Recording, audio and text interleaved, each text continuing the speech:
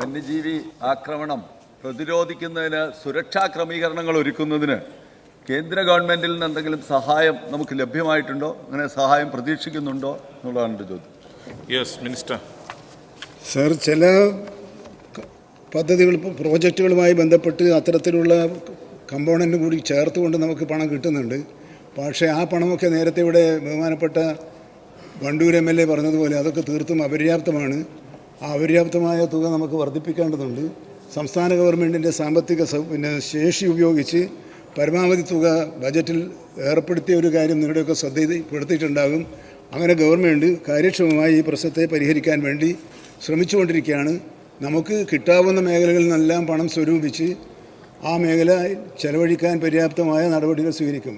ബഹുമാനപ്പെട്ട പൂഞ്ഞാർ MLA പറഞ്ഞപ്പോൾ കേരളത്തിൽ മണ്ഡലവുമായി ബന്ധപ്പെട്ട എല്ലാ വനാതിർത്തികളിലും ഫെൻസിങ് പൂർത്തിയാക്കുന്ന ആദ്യത്തെ മണ്ഡലമായി പൂഞ്ഞാർ മണ്ഡലം മാറാൻ പോവുകയാണ് എന്ന കാര്യം അദ്ദേഹത്തെ അറിയിക്കാൻ ഞാൻ ഈ സന്ദർഭം ഉപയോഗപ്പെടുത്തുന്നു.